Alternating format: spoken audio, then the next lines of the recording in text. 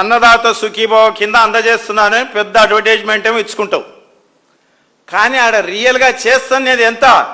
39,12,750 మందికి చేస్తున్నావు. అంటే ఎంత దివాలు కొడతనంగా ఎన్నిట్లో మోసం చేస్తావు? పెన్షన్లలో మోసం చేస్తావు, కోతలు పెడతావు. ఇవాళ రైతుల విషయాల్లో కూడా కోతలు పెడతావు, వాతలు. అసలే గిట్టుబాటు ధర లేదు. వాళ్ళకి ఇవ్వాల్సినటువంటి నువ్వు హామీలు ఇచ్చి ఇన్పుట్ సబ్సిడీ అన్నావు, పంటలు వేసుకోవడానికి 0 వడ్డీకి రుణాలు అన్నావు, ఏవి లేవు. అన్నీ చెప్పినావు, అన్నీ కొట్టావు.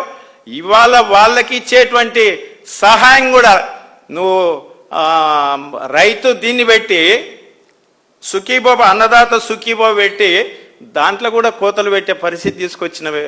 అంటే జగన్మోహన్ రెడ్డి గారికిను చంద్రబాబు నాయుడికి ఎంత తేడా ఉంది అనేది ఒకసారి గమనించమని మీ ద్వారా ఈ రాష్ట్ర ప్రజలకు విజ్ఞప్తి చేస్తున్నా. అట్లాగే ఇంకా మిగతావి కూడా పంటల విషయానికి వస్తే ఇవాళ మొక్కజొన్న 50 లక్షల టన్నులు 54 లక్షల టన్నులు మొక్కజొన్న పంట వస్తే దాన్ని కనీస మద్దతు ధర 2,400గా గుర్తించినటువంటి పరిస్థితి. కనీస మద్దతు ధర 2,000. మామూలుగా వీళ్ళు ఏం చేయాలి? మినిమం స్టెబిలైజేషన్ స్కీమ్ కింద మినిమం రేటు పెట్టి మ్యాక్సిమం రేటు అదే ఏదైతే గవర్నమెంట్ రేటు డిక్లేర్ చేస్తూ మినిమం ప్రైస్ దాన్ని పెట్టి గవర్నమెంట్ అత్యవసర పరిస్థితుల్లో రైతు నష్టపోతున్నప్పుడు గవర్నమెంటే కొనాల్సినటువంటి పరిస్థితి.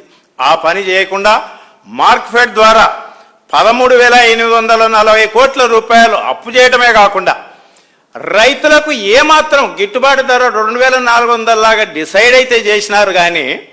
కానీ రైతులకు ఇచ్చింది కొనింది ఎంత అంటే 1,400 నుంచి 1,700కు మించి కొనలే ఏ రైతు దగ్గర కూడా.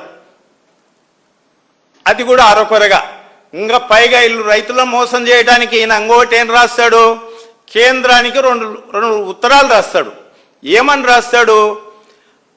పీడీపీఎస్ స్కీమ్ ద్వారా, అంటే లేని దాన్ని నేనేదో సిన్సియర్ను, నేను ఇంత సిన్సియర్గా కేంద్ర ప్రభుత్వంతో ఎక్కడా లేనటువంటి స్కీమ్ను ఈ రాష్ట్రంలో ఇంప్లిమెంట్ చేయమంటే ఎలా సాధ్యమవుతుంది? అది